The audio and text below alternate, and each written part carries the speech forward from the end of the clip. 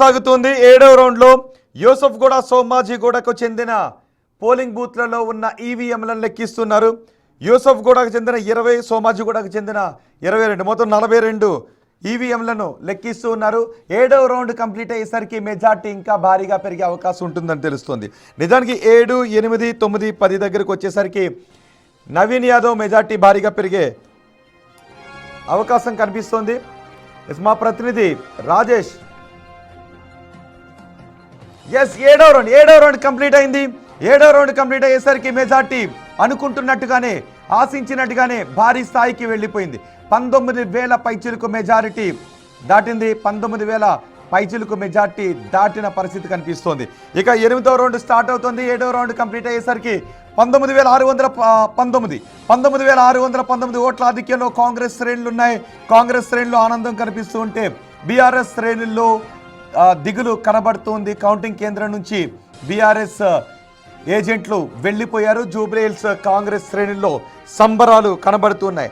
ఇక జరగబోయే 3 రౌండ్లలో 8, 9, 10 ఈ 3 రౌండ్లలో మెజారిటీ ఇంకా భారీగా పెరిగే అవకాశం ఉంది. ఎర్రగడ్డ, బోరబండ దగ్గరకు వచ్చేసరికి ఈ మెజారిటీ ఇంకా భారీగా పెరిగే అవకాశం కనిపిస్తుంది. ప్రస్తుతం 7 రౌండ్లు కంప్లీట్ అయ్యాయి. 7 రౌండ్లు కంప్లీట్ అయ్యేసరికి 19,619 ఓట్ల మెజారిటీలో నవీన్ యాదవ్ దూసుకుపోతున్నారు. కాంగ్రెస్ జూబ్లీహిల్స్ ఉప ఎన్నికల్లో సాధించిన విజయం గురించి TPCC chief Mahesh Kumar Goud big టీవీతో మాట్లాడారు. పూర్తి సమాచారం మా ప్రతినిధి రాజేష్ అందిస్తారు. వ్యాప్తంగా జూబ్లీహిల్స్ ఎన్నికలు ఉత్కంఠభరితంగా కొనసాగుతున్నాయి. ఇప్పటికే 3,000 మెజార్టీతో కాంగ్రెస్ పార్టీ ముందంజలో ఉంది. నవీన్ యాదవ్ ముందంజలో ఉండో తెలుస్తుంది. ప్రస్తుతం పీసీసీ అధ్యక్షులు మహేష్ కుమార్ గౌడ్ ఉన్నారు. సరే, ఎట్లా చూస్తారు? కొద్దిగా స్వల్ప మెజార్టీతో 3,000 మెజార్టీతో ఏది ఏమైనా జూబ్లీహిల్స్ ప్రజలు కాంగ్రెస్ పార్టీ కట్టబడుతున్నారని ముందు నుంచి కూడా ఉన్నట్టు సమాచారం. క్షేత్రస్థాయిలో పనిచేసిన మా కార్యకర్తల సమాచారం మేరకు కంఫర్టబుల్ మెజార్టీతో గెలవాలి. కానీ నేను తెలంగాణ ప్రజలకి సరే జూబ్లీహిల్స్ ఎన్నిక అయిపోయింది, కానీ భవిష్యత్తులో ఓటు హక్కును వినియోగించుకున్నటువంటి అలవాటు చేసుకోవాలి. ఓటు అనేది చాలా ప్రీషియస్ అంశం. అది ముఖ్యంగా యువత ఎన్నికల్లో ఓటు వేయకపోవడం వల్ల మంచి పరిణామాలు రాకుండా ఉండేటువంటి అవకాశం ఉంటుంది. చదువుకున్నవారు, యువకులు, విద్యావంతులు బయటకు వచ్చి ఓటు వేయాలి. జూబ్లీహిల్స్లో కనీసం 60% ఓటింగ్ అవుతుంది అనుకుంటే 50% లోపే జరిగింది. ఇది మంచి పరిణామం కాదు. భవిష్యత్తులో పౌరులు, రాష్ట్ర దేశ పౌరులు గుర్తుపెట్టుకోవాల్సింది ఓటు హక్కు వినియోగించమనేది, దానికి ప్రయారిటీ ఇవ్వాలి. సరే, ఏది ఏమైనా జూబ్లీహిల్స్లో ఇప్పుడు 2 రౌండ్లు మాత్రమే అయినాయి. 2 రౌండ్లు ముగిసరికి 3,000 మెజారిటీ ఉందని చెప్తా ఉన్నారు. మంచి మెజారిటీతో గెలుస్తామని ఆశ ఉంది. అంటే కేటీఆర్ చెప్తా ఉన్నారు, ఖచ్చితంగా ఈ ఎన్నికల్లో మేమే గెలుస్తాము, రాష్ట్ర వ్యాప్తంగా ఒక అలజడి సృష్టిస్తామని మాట. సరే, ఎవరి ఆశలు వారివి. మాకు వచ్చినటువంటి స్థాయి సమాచారం కాంగ్రెస్ పార్టీ మంచి మెజారిటీతో గెలుస్తుంది. కిషన్ రెడ్డి లాంటి వాళ్ళు కూడా అక్కడ అభ్యర్థిని పెట్టారు. వాళ్ళు కూడా అక్కడ చాలాసార్లు ఎంపీగా పోటీ చేస్తారు. అక్కడ ఏమైనా అభివృద్ధి జరిగిందంటే ఏం చెప్తారు? కిషన్ రెడ్డి గారికి, కేసీఆర్ గారికి లోపాయికారు ఒప్పందం ఉంది. దాంట్లో కారణంగానే జూబ్లీహిల్స్ ఎన్నికల్లో చాలా వీక్ క్యాండిడేట్ పెట్టారు.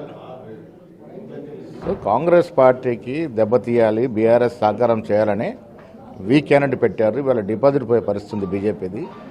అది డెఫినెట్గా కిషన్ రెడ్డి గారి పార్లమెంటు స్థానంలో ఉంది కాబట్టి వారికి డెఫినెట్గా ఇది ఒక మచ్చ.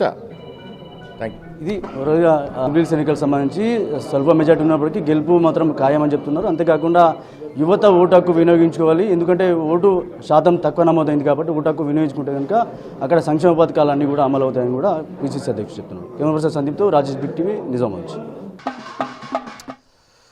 జూబ్లీహిల్స్ ఉప ఎన్నికల్లో ఇక మెజారిటీ ఎంత పెరుగుతుంది అన్న దానిపైనే కాంగ్రెస్ శ్రేణులు మాట్లాడుకుంటూ ఉన్నాయి.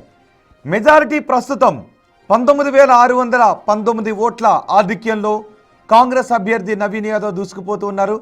ఇప్పటి వరకు 7 రౌండ్లు కంప్లీట్ అయ్యాయి. ఇక 8వ రౌండ్ కౌంటింగ్ కొనసాగుతోంది. 8వ రౌండ్లో సోమాజిగూడ, ఎర్రగడ్డ, బోరబండ ఈ 3 డివిజన్లకు సంబంధించిన ఈవీఎంలను లెక్కిస్తూ ఉన్నారు. ఇక్కడ మైనార్టీ ఓట్లు కూడా చాలా ఎక్కువగా ఉండే అవకాశం ఉంది. ఇక్కడ మరింత మెజార్టీ దిశగా నవీన్ యాదవ్ దూసుకువెళ్లే అవకాశం కనిపిస్తుంది. ఇప్పటికే గత ఎన్నికల్లో మాగంటి గోపీనాథ్ సాధించిన 16,000 పైచిలుకు ఓట్ల మెజార్టీని మనం దీపక్ రెడ్డి బయటకు వెళ్ళిపోతున్నారు. కౌంటింగ్ కేంద్రం దగ్గర నుంచి దీపక్ రెడ్డి 7,000 లంకల దీపక్ రెడ్డి కేవలం 7,000 పైచీలకు ఓట్లు మాత్రమే సాధించారు. బీజేపీ అభ్యర్థి లంకల దీపక్ రెడ్డి ఆయన డిపాజిట్ని కోల్పోయారు. బీజేపీ చాలా ఆశలు పెట్టుకుంది తమ అభ్యర్థి గెలుస్తాడు అని. కానీ చాలామంది చర్చించుకున్న విషయం ఏంటి అంటే ఓట్ షేర్ ఎంత వస్తుందని. గత ఎన్నికల్లో సాధించిన ఓట్ షేర్నైనా నిలబెట్టుకుంటారని. కానీ అప్పటికంటే ఓట్ షేర్ బీజేపీకి భారీగా తగ్గినట్టుగానే కనిపిస్తుంది. ఇటు కాంగ్రెస్ మంత్రులు టీవీని చూస్తూ ఆ ఫలితాలను చూస్తూ ఆనందాన్ని సంబరాన్ని చేసుకుంటున్న దృశ్యాలు మీరు బిగ్ టీవీ స్క్రీన్ పైన రెండో బాక్స్లో చూస్తూ ఉన్నారు. లంకల దీపక్ రెడ్డి కౌంటింగ్ కేంద్రం నుంచి వెళ్ళిపోతున్నారు. బీఆర్ఎస్ కౌంటింగ్ ఏజెంట్లు కూడా కౌంటింగ్ కేంద్రం నుంచి బయటకు వెళ్ళిపోయారు. జూబ్లీహిల్స్ స్థానాన్ని కాంగ్రెస్ కైవసం చేసుకుంది. ముఖ్యమంత్రి రేవంత్ రెడ్డి అంతా తానే నడిపించడంతో నవీన్ యాదవ్ ఈ విజయాన్ని సొంతం చేసుకున్నారు. కాంగ్రెస్ శ్రేణులు సంబరాలు చేసుకుంటున్న దృశ్యాలు కూడా మీరు చూడొచ్చు. కాంగ్రెస్ మంత్రులు ఆనందంగా ఒకరికొకరు మాట్లాడుకుంటూ ఉన్నారు. మా ప్రతినిధి రమేష్ ఉన్నారు. రమేష్తో పాటు అక్కడ సీతక్క కూడా ఉన్నారు. మంత్రి సీతక్క కూడా ఉన్నారు ఈ విజయం గురించి మాట్లాడటానికి. రమేష్, రైట్, కాంగ్రెస్ శ్రేణులు అయితే ఒక నూతన ఉత్సాహం కనిపిస్తుంది. కొద్దిసేపు క్రితమే మనకు మంత్రి ఉత్తమ్ కుమార్ రెడ్డి కూడా మాట్లాడడం జరిగింది. సెంటిమెంటా డెవలప్మెంట్, ప్రజలంతా కూడా డెవలప్మెంట్కే పట్టం కట్టాము, కాంగ్రెస్ పార్టీని నమ్మారు, మాపై చాలా బాధ్యత ఉందని కూడా చెప్పడం జరిగింది. మనం ప్రస్తుతం ఆ ప్రజాభవన్లో చూసినట్టయితే కొద్దిసేపు క్రితమే మంత్రి ఉత్తమ్ కుమార్ రెడ్డి, అదేవిధంగా ఆ మంత్రి సీతక్క, మంత్రులు కూడా చాలా వరకు, ఎందుకంటే పోల్ మేనేజ్మెంట్లో చాలా ఇల్లు సక్సెస్ అయ్యారని చెప్పవచ్చు. చివరి 3 రోజుల వరకు కూడా వారంతా కూడా డివిజన్ల వారీగా, బూతుల వారీగా కూడా వారు పోల్ మేనేజ్మెంట్లో చాలా అస్త్రంగా తీసుకున్నారు. ఎగ్జిట్ పోల్స్ అంచనాలను మించి ఇప్పుడు చూస్తున్నట్లయితే 7 రౌండ్లు కూడా పూర్తి కావడం జరిగింది. 7 రౌండ్లో 19,000 పైగా కూడా ఆధిక్యతతో కూడా కాంగ్రెస్ పార్టీ ఉంది. ఇంకా వచ్చే కానీ ఇప్పుడు ఆ సోమాజి కూడా కానీ మిగతా రౌండ్లలో కూడా ఇంకా భారీ మెజార్టీ పెరిగే అవకాశమే కనపడుతుంది. మనం మొదటి నుంచి కూడా చూస్తున్నాం. ఏదైతే షేక్పేట నుంచి మొదలుకొని షేక్పేట, బెంగళరావు నగర్, రహమత్ నగర్, యూసుఫ్ కూడా వరుసగా కూడా మెజార్టీ భారీగా పెరుగుతూ వస్తున్నటువంటి అవకాశం అయితే కనిపించిందని చెప్పవచ్చు. ఆ బుల్డోజర్లు కావాలా, కారు కావాలని కూడా బీఆర్ఎస్ చేసినది, ఆ కారు అవసరం లేదు, అభివృద్ధికే పట్టం కట్టారని కూడా మంత్రులు చెప్తున్నారు. మంత్రులు మాత్రం చాలా ఆనందంలో ఉన్నటువంటి పరిస్థితి కనిపిస్తుంది. ఎందుకంటే గ్రేటర్లో ఆ జూబ్లీహిల్స్ ఓటర్లు తమను నమ్మి కూడా ఓటు వేయడం జరిగింది. తమకు మరింత బాధ్యత పెరిగింది. ఇచ్చినటువంటి ఒక్కో హామీని కూడా నెరవేర్చుకుంటూ వెళ్తాం. మొత్తం జూబ్లీహిల్స్ లాంటి ఆ ఏరియాలో కూడా మొత్తం గల్లీ కూడా తిరిగి ప్రచారం నిర్వహించి కూడా కాంగ్రెస్ పార్టీ 2 సంవత్సరాల్లో చేసినటువంటి పనులను, ఇంకా చేయబోయినటువంటి పనులను కూడా ముఖ్యమంత్రి రేవంత్ రెడ్డి స్వయంగా వరుస కార్నర్ మీటింగ్లతో పాటు కూడా మంత్రులు డివిజన్ల వారిగా చూసుకొని కూడా గల్లీలో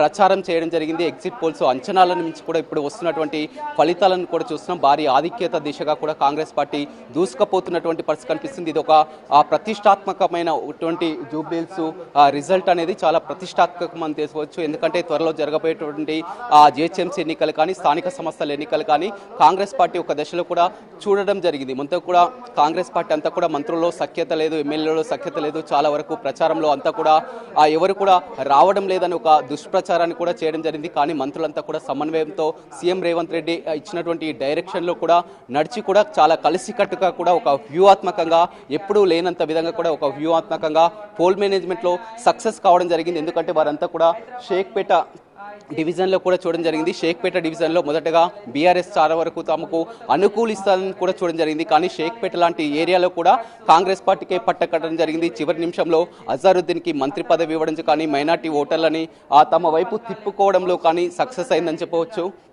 చాలా వరకు సక్సెస్ అయినటువంటి దృష్టి అయితే కనిపిస్తుంది. ఇంకా 3 రౌండ్లు మాత్రమే మిగిలి ఉన్నాయి. ఇంకా 3 రౌండ్లకు సంబంధించి కూడా ఆధిక్యత పెరిగే అవకాశమే కనిపిస్తుందని చెప్పొచ్చు. ప్రస్తుతం ఇప్పుడు యూసుఫ్ కూడా డివిజన్ కూడా పూర్తయిందని చెప్పొచ్చు. యూసుఫ్ కూడా డివిజన్లో కూడా భారీ ఆధిక్యత సాధించుకున్నటువంటి పరిస్థితి అయితే కనిపించిందని చెప్పవచ్చు. మరి కాసేపట్లోనే మొత్తం మంత్రులంతా కూడా మీడియాతో మాట్లాడే అవకాశం అయితే కనిపిస్తుందని చెప్పవచ్చు. ఎంతగానో ఒక నూతన ఉత్సవం, రాష్ట్ర వ్యాప్తంగా కూడా ఎంతో ఉత్కంఠగా ఎదురు చూసినటువంటి ఫలితాలు రౌండ్లో గతంలో మనం చూడడం జరిగింది. దుబ్బాక కానీ, హుజూరాబాద్ కానీ ఎన్నికల్లో, ఉప ఎన్నికల్లో రిజల్ట్ అప్పుడు ఎంతో ఉత్కంఠ రౌండ్ కనిపించేది. కానీ ఇక్కడ మొదటి నుంచి కూడా టెన్షన్ లేకుండా కూడా ప్రతి రౌండ్ నుంచి వరుసగా 7 రౌండ్ల వరకు కూడా కాంగ్రెస్ పార్టీ ఆధిక్యంలో ఉంది. ఇంకా 3 రౌండ్లు మాత్రమే మిగిలి ఉంది. మెజార్టీ అనేది పెరుగుతుంది, కానీ ఎక్కడ తగ్గుముఖం పట్టనటువంటి పరిస్థితి. మంత్రి సీతక్క ఉన్నారు. చెప్పండి, మొదటి నుంచి కూడా మీరు అబ్జర్వ్ చేస్తున్నారు. ఇప్పుడు 7 రౌండ్లు పూర్తయి 19,000 పైగా కూడా మెజార్టీ వచ్చినటువంటి పరిస్థితి, ఏం చెప్తారు? ఈ విజయాన్ని మా సీఎం గారు ముందు నుంచి ఊహించిందే. వాళ్ళు అంతా డ్రామా చేశారు. కేటీఆర్ కంపెనీ డ్రామా కంపెనీ లాగా అయిపోయి డ్యాన్సులు ఏదేదో క్లబ్బులలో ఎగిరినట్టుగా ఓటర్ల మధ్యకొచ్చి డ్యాన్సులు చేశారు. కానీ అది కాదు. ప్రజల ఓటరు నాడి ఏంది, ప్రజల అవస్థలు ఏందని తెలుసుకొని మన గవర్నమెంట్ వచ్చిన కాంచి అదే జూబ్లీహిల్స్ నియోజకవర్గంలో 150 కోట్ల అభివృద్ధి కార్యక్రమాలు చేసినాం. వాళ్ళు 70,000 కోట్లు పెట్టినా 1,00,000 కోట్లు పెట్టినా అని కేటీఆర్ ప్రతి అసెంబ్లీలో ఉదరగొట్టేది గంటలు మున్సిపల్ శాఖ మంత్రిగా ఉన్నప్పుడు. అప్పుడు మేము ప్రతిపక్ష ఎమ్మెల్యేలు చూసేది. కానీ ఏ గల్లీ పోయినా పొంగి పొర్లుతుంది, ఏ గల్లీలో కూడా చక్కగా రోడ్లు లేవు. కాబట్టి అవన్నీ ప్రాబ్లమ్స్ మేము దగ్గర నుంచి అంచనా వేసి చాలా వరకు చేసినాం. ఇంకా కూడా ఈ విజయం అనేది మా మీద మరింత బాధ్యత